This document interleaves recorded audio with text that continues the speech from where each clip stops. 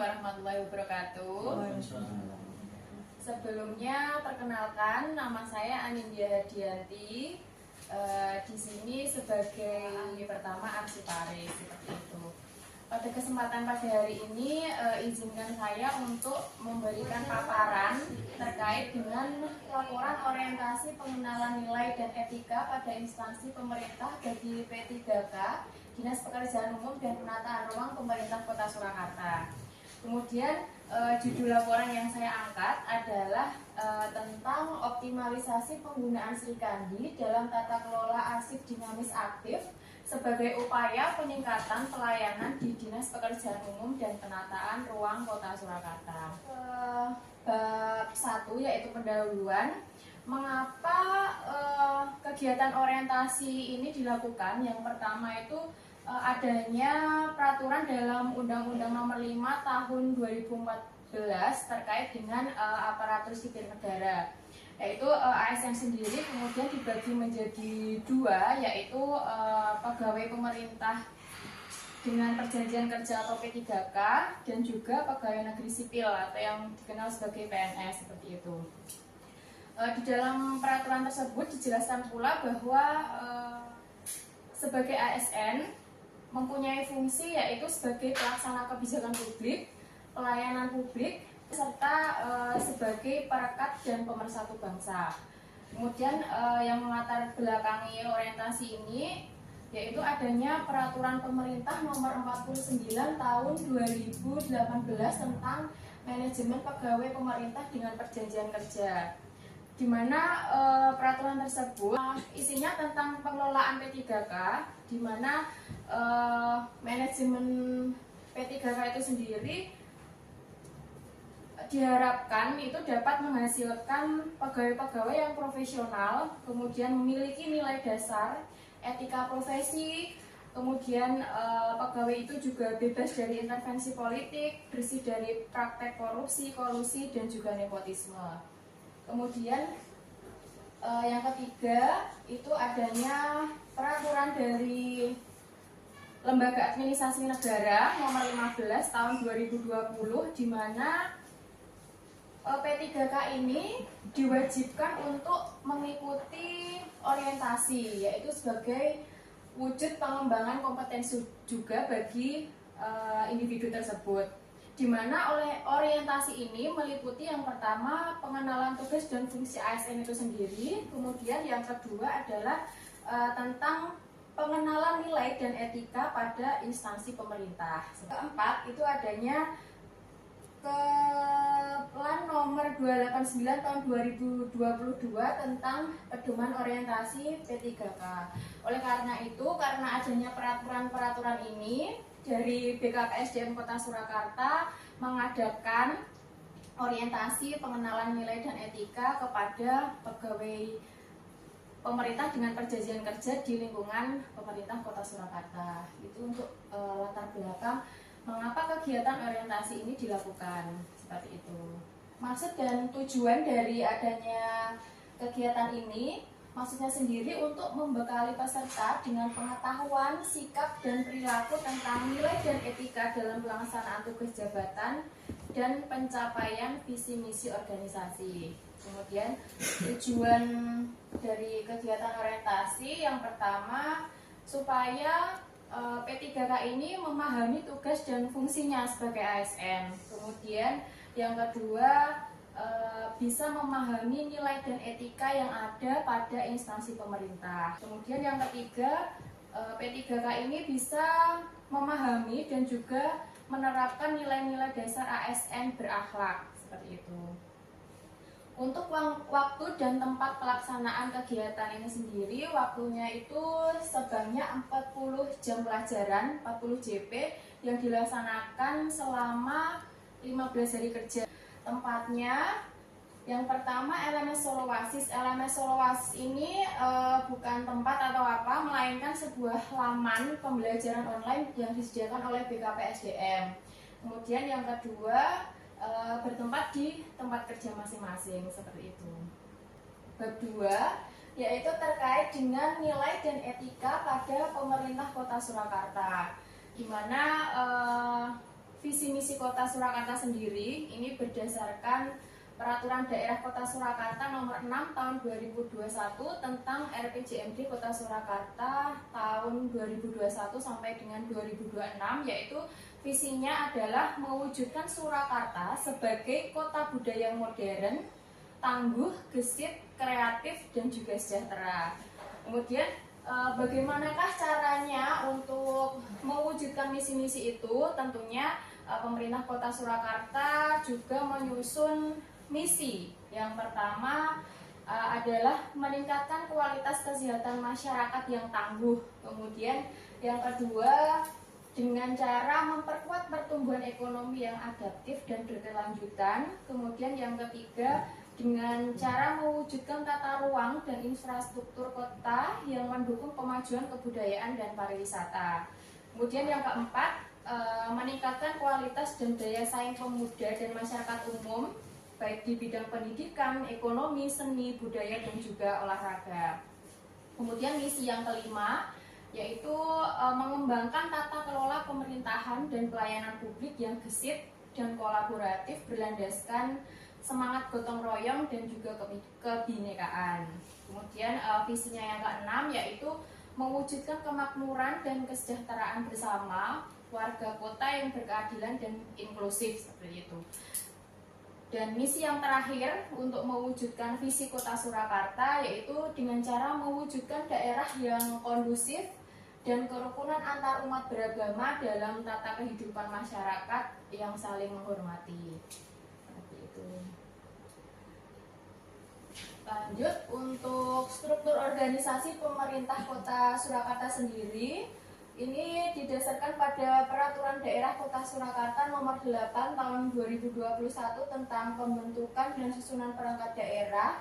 Pemerintah Kota Surakarta sendiri dipimpin oleh seorang wali kota dan juga wakil wali kota. Kemudian untuk menjalankan pemerintahannya, itu pemerintah Kota Surakarta terdiri dari ada sekretariat daerah, kemudian ada sekretariat DPRD, kemudian ada yang namanya dinas daerah, kemudian badan daerah, kecamatan, dan juga inspektorat. Tentang manajemen P3K. Nah, manajemen P3K sendiri dari bidang kepegawaian itu terdiri dari 9 langkah, yaitu yang pertama penetapan kebutuhan P3K itu sendiri, kemudian langkah kedua adalah dengan pengadaan, yang ketiga penilaian kinerja dari P3K, kemudian keempat terkait dengan penggajian dan tunjangan, kemudian yang kelima pengembangan kompetensi, yang keenam adalah pemberian penghargaan, kemudian yang ketujuh penting juga memperhatikan disiplin pegawai itu sendiri, kemudian yang kedelapan pemutusan hubungan perjanjian kerja, karena memang P3K karena di namanya sendiri adalah pegawai dengan perjanjian kerja, jadi apabila ada pegawai melakukan suatu tindakan yang tidak disiplin itu akan berpengaruh kepada hubungan perjanjian atau kontrak dia sendiri, seperti itu. Yang kesembilan terkait dengan perlindungan dari pegawai itu sendiri. Itu terkait dengan manajemen P3K.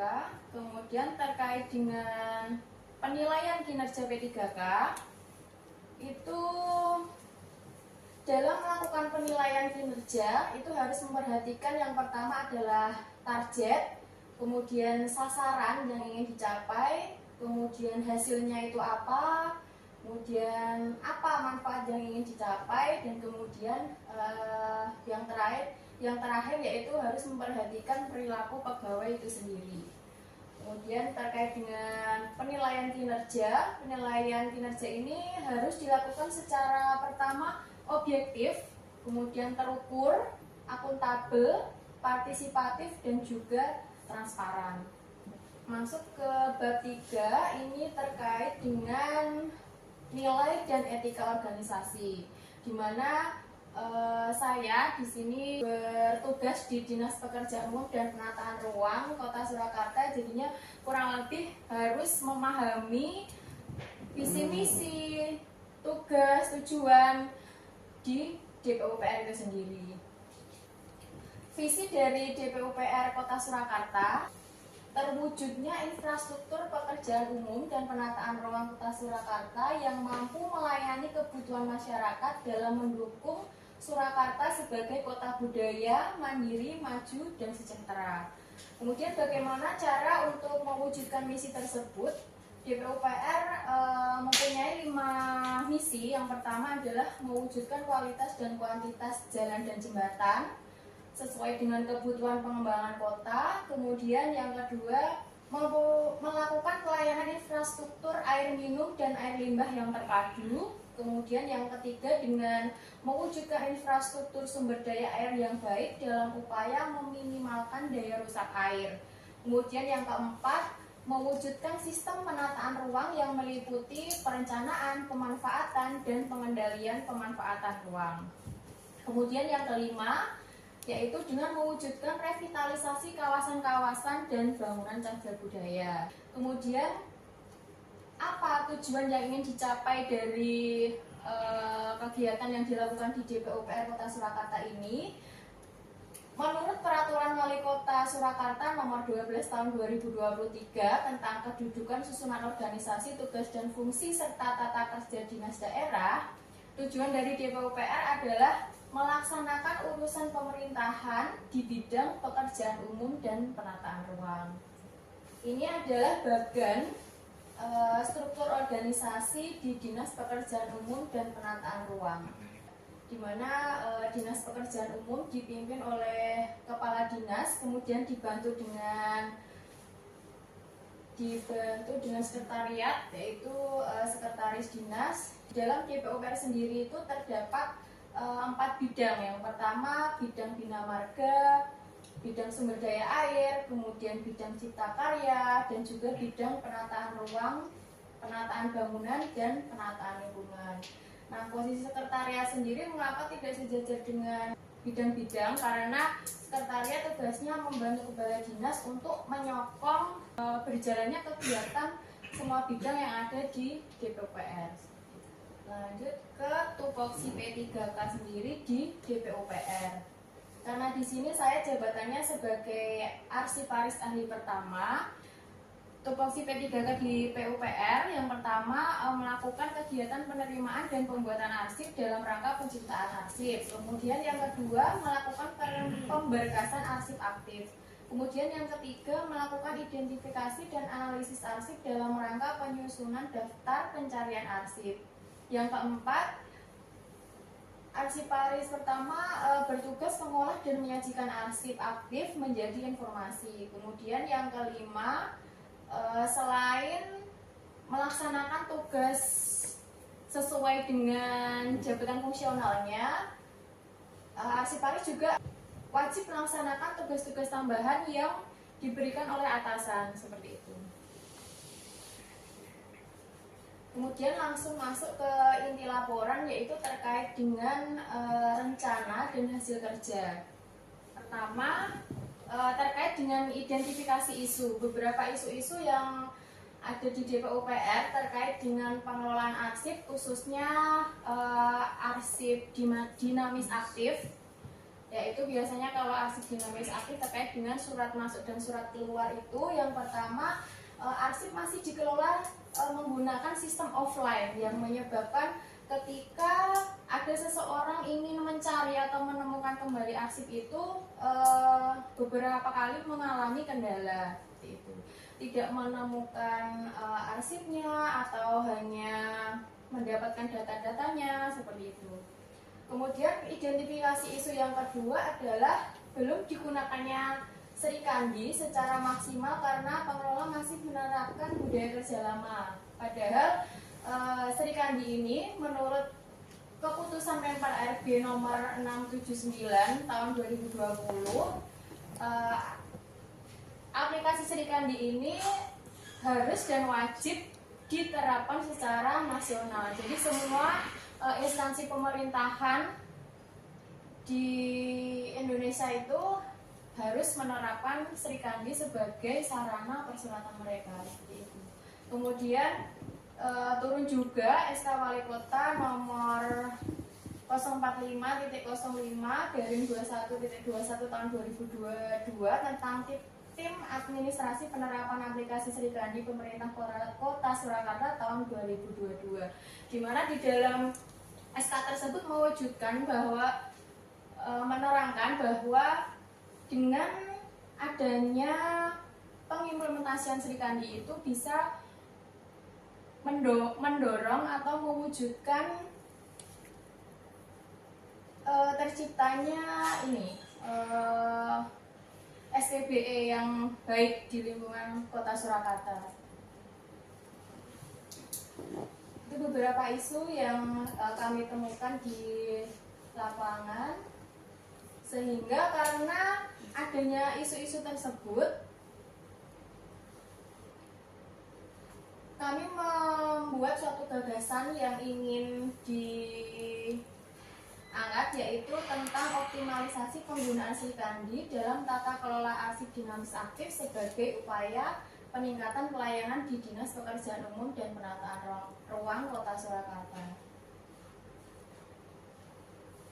Berikut adalah rincian rencana hasil kerja dari P3K Arsiparis di DPUPR Kota Surakarta. Ini beberapa langkah-langkah yang ingin diupayakan terkait dengan isu-isu tersebut. Langkah pertama adalah dengan mencari tahu penyebab Srikandi itu kenapa tidak atau jarang digunakan dalam pengelolaan arsip dinamis aktif. Sumbernya yaitu dengan membuat laporan statistik penggunaan Srikandi dan juga wawancara kepada pengelola arsip itu sendiri. Kemudian tahapan kegiatannya yang pertama melakukan observasi pada pengelolaan arsip dinamis aktif yang selama ini dilakukan, kemudian memeriksa laporan statistik dari Srikandi tersebut, kemudian melakukan wawancara. Apa output atau hasil yang diinginkan dengan kegiatan tersebut, yaitu dengan melakukan tahapan kegiatan tersebut kita bisa mengetahui kurangnya pemanfaatan Srikandi sebagai sistem pengelola arsip berbasis elektronik, yaitu bagaimana gambaran pengelolaan arsip DPUPR dengan laporannya seperti apa, dan kemudian kita bisa menemukan gambaran di manakah kesulitan pengelola itu dalam memanfaatkan Srikandi, alasan mengapa Srikandi ini tidak dimanfaatkan secara maksimal. Kemudian terkait dengan visi misi Pemkot Surakarta, kontribusinya adalah dengan tertatanya arsip di DPUPR Kota Surakarta ini mendukung terwujudnya misi ketiga Pemkot Surakarta, yaitu karena tupoksi DPUPR sendiri terkait dengan tata ruang, tentunya kita juga bisa mewujudkan tata ruang dan infrastruktur kota yang mendukung kemajuan kebudayaan dan pariwisata berkelanjutan. Kemudian langkah atau kegiatan yang kedua yang coba dilakukan adalah dengan membuat buku saku pelayanan yang di dalamnya memuat pedoman pemerhatian Srikandi bagi pengelola arsip. Tahapan kegiatannya adalah berkomunikasi dan konsultasi tentunya dengan mentor serta pengelola arsip dinamis mengenai penyusunan buku saku ini sendiri. Apa yang dibutuhkan, kemudian tahap-tahapnya seperti apa, alur kerjanya seperti apa, gitu. Kemudian yang kedua dengan bekerja sama dengan PICSP SOP DPUPR terkait dengan penyusunan buku saku karena berkaitan dengan pelayanan yang ada di DPUPR. Kemudian tahapan yang selanjutnya adalah meminta persetujuan kepada mentor dalam penyusunan buku saku itu sendiri. Untuk output atau hasil dari kegiatan kedua ini yaitu tersusunnya buku saku pelayanan yang memuat pedoman pemerhatian Srikandi. Untuk kontribusi terhadap visi misi tetap sama, yaitu ingin mewujudkan misi ketiga Pemkot Surakarta.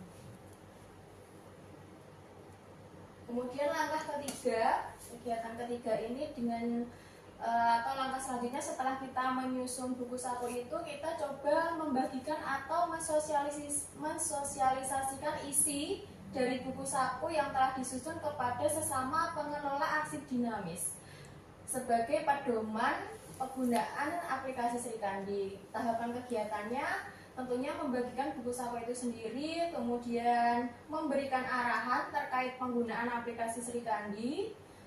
Kemudian yang ketiga, mencoba memberikan link alamat aplikasi Sri Kandi beserta username, password kepada pengelola arsip dinamis. Kemudian outputnya, diharapkan pengelola arsip dinamis ini mempunyai kemampuan pengoperasian aplikasi Sri Kandi dengan baik. Kemudian yang keempat, kegiatan mengunggah surat masuk dan surat keluar secara keseluruhan ke dalam aplikasi Sri Kandi agar mudah dalam temu kembali, kemudian dapat diakses oleh siapapun yang membutuhkan, kapanpun dan juga dimanapun. Karena aplikasi Sri Kandi ini sendiri sifatnya online, bisa dibuka di komputer, di handphone juga bisa.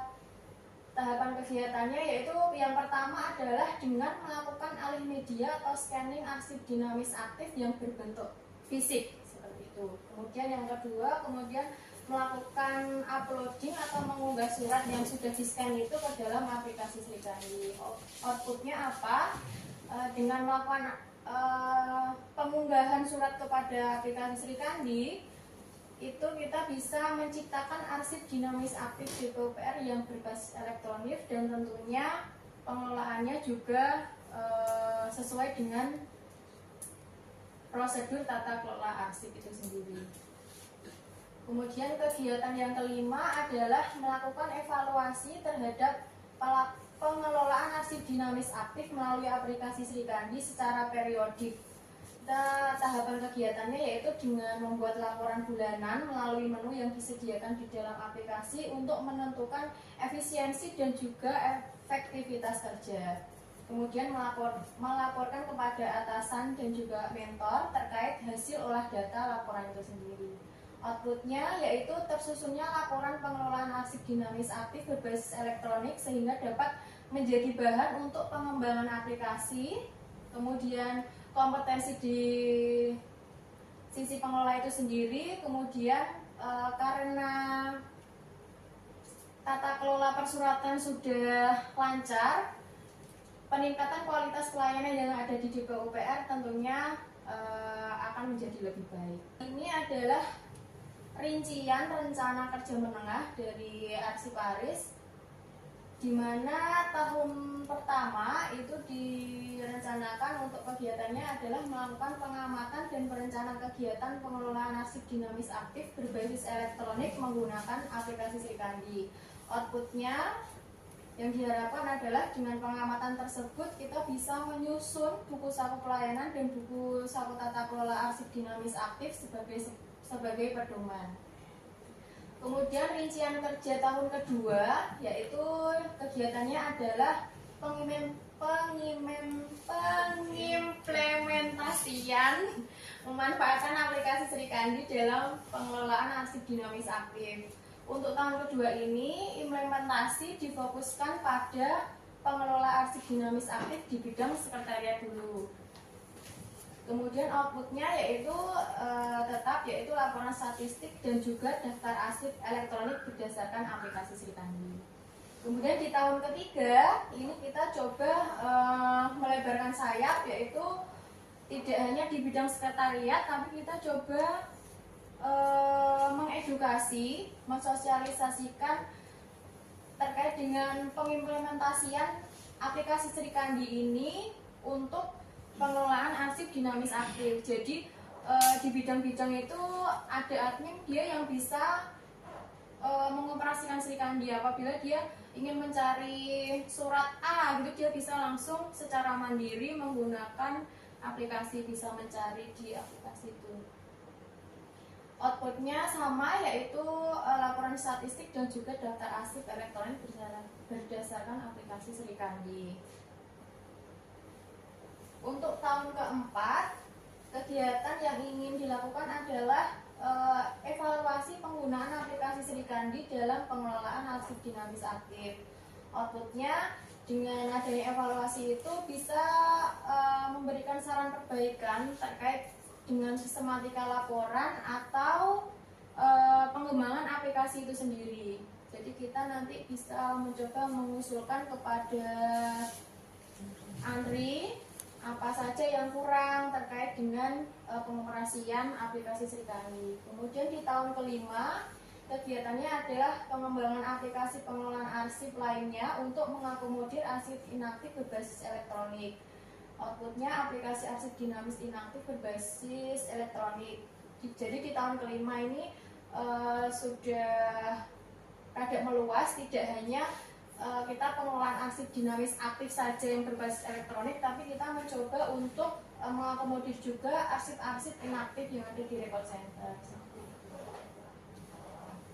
Ini beberapa tampilan Srikandi versi 3. Ada beberapa penambahan menu, yaitu di bagian sebelah kanan untuk kiri itu adalah beranda, kemudian di bawah adalah contoh form registrasi naskah masuk.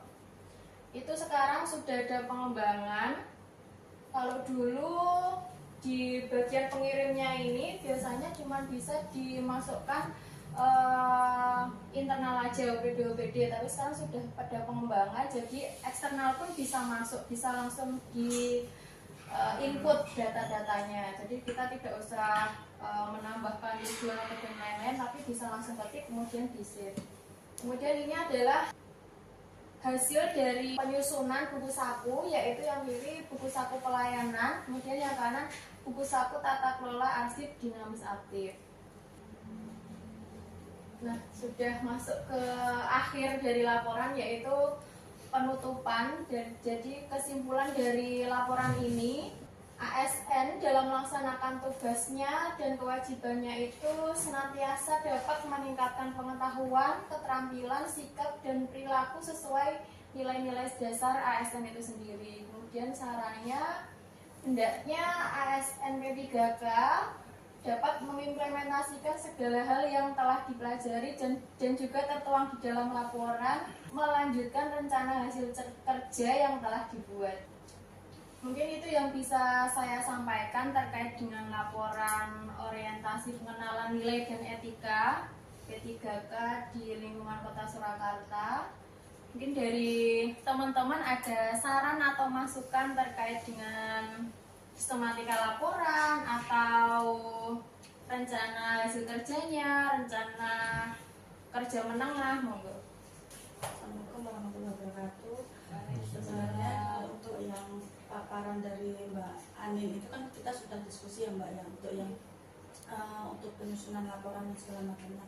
Kalau saya sebagai mentor di sini istilahnya sangat mendukung dengan apa yang sudah dilaksanakan sama Mbak Anin, karena ternyata kan di DPO sendiri belum ada optimalisasi penggunaan surat keluar yang di aplikasi Srikandi. Makanya kemarin untuk karena terkait arsiparis pertama nih, arsiparis ahli pertama, makanya kita optimalkan untuk yang surat keluarnya. Jadi sebenarnya selain untuk mendukung sebagai istilahnya tupoksinya Mbak Anin sebagai arsiparis, juga mendukung untuk pelaporannya nanti kita di KOD ya Mas ya, karena kan nanti kan ada beberapa surat keluar yang bisa kita gunakan sebagai indikator untuk penilaian di KOD-nya kita. Makanya itu kemarin pas Mbak Anin istilahnya mengusulkan judul ini, saya sebagai mentor juga sangat menyetujuinya, karena kan ini nanti istilahnya sekali merangkum 2-3 bulan terlampaui istilahnya kan gitu. Jadi tidak hanya untuk istilahnya untuk OPD kita sendiri, tapi untuk yang penilaian juga bisa kita gunakan. Nah, monggo kalau ada masukan atau saran untuk perbaikan istilahnya laporan dari orientasinya Mbak Anin, untuk kebaikan kita bersama juga sih sebenarnya. Cukup. Iya, berarti sudah bagus Mbak Anin. Ada tambahan? Cukup. Kita apresiasi apa yang sudah dibuat Mbak Anin, inovasinya untuk pengembangan kinerja di OPD Depo UPR. Kita harap yang sudah ditulis ini nantinya tidak hanya sekedar untuk memenuhi kewajiban dalam rangka orientasi P3K, namun juga dapat benar-benar diimplementasikan dalam tugas kita sehari-hari. Itu Mbak Anin selalu. Terima kasih. Dari saya cukup itu saja. Terima kasih. Wassalamualaikum warahmatullahi wabarakatuh. Waalaikumsalam warahmatullahi wabarakatuh.